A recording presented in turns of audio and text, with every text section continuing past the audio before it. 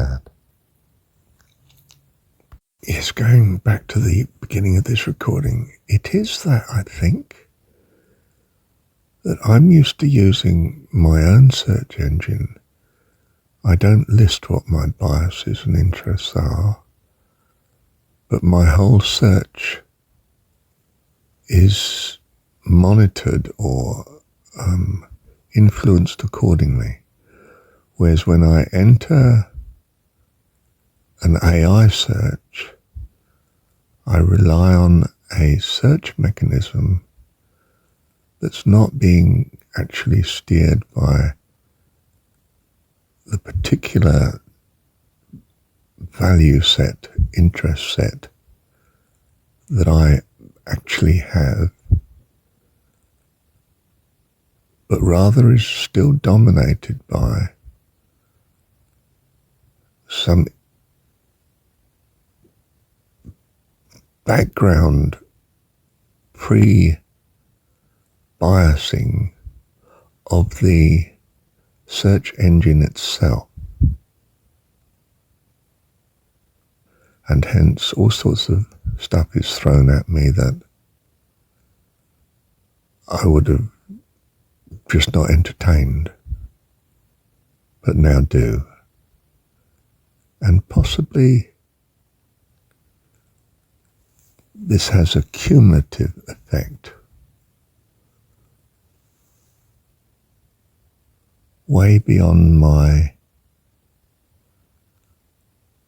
otherwise path that I would be taking, and its effect on my values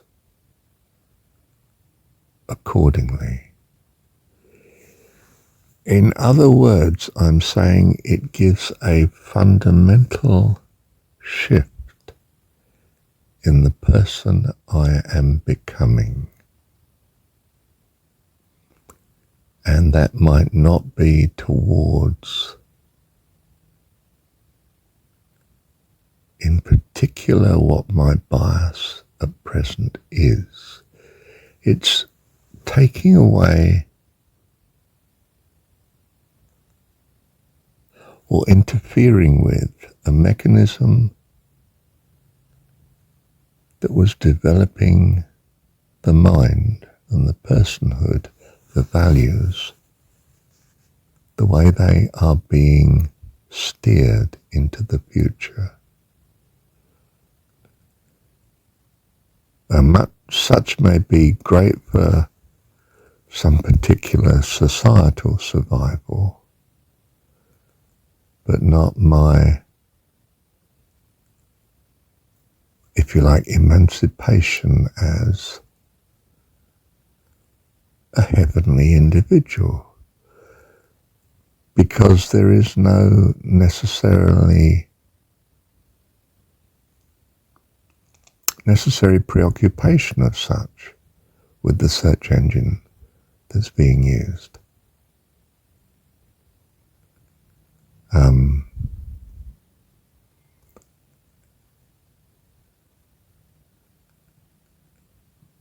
So I'm saying, well, quite literally, I think I'm saying, without AI, there's a possibility that I'm in a natural situation that leads to life eternal. But with AI, I may be stuck in a perpetual round of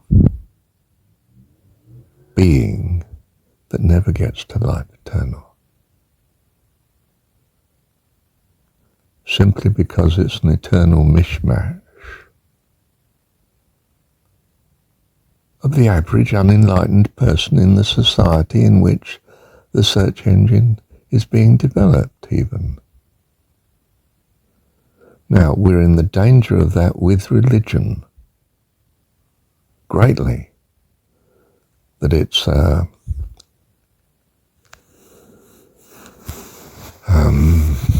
force for a conformity to a non-optimal cultural mix of has been, I would say, without the H, has been values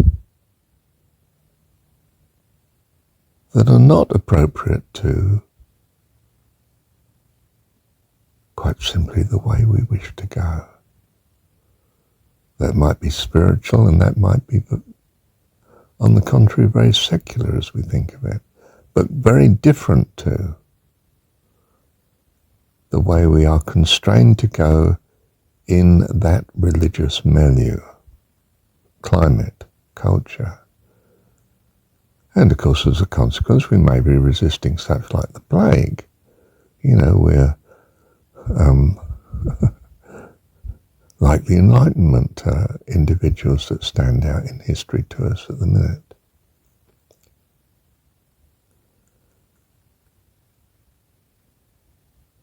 And our AI method, our CRUD method, may be such that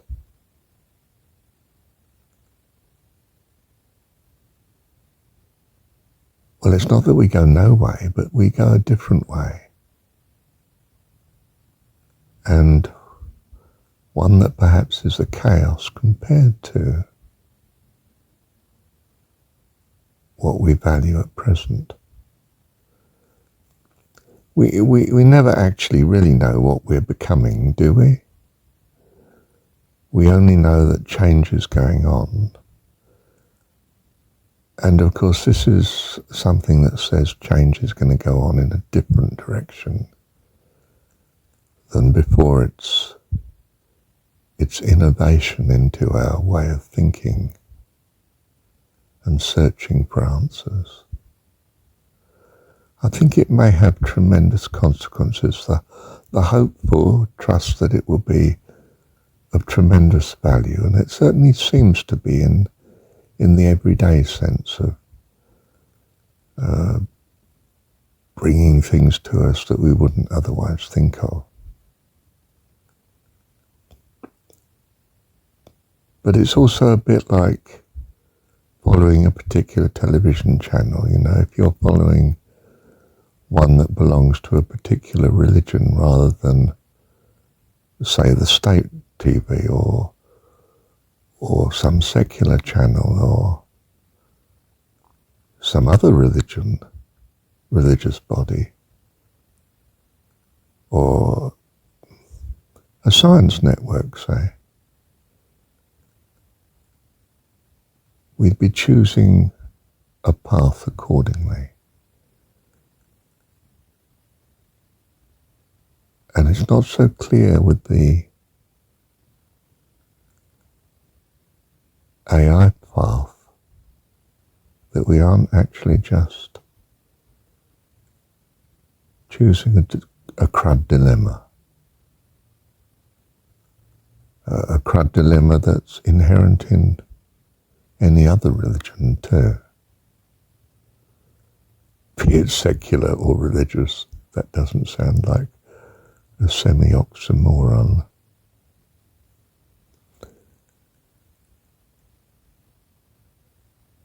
I think simply I'm saying I want to be much on my guard about this development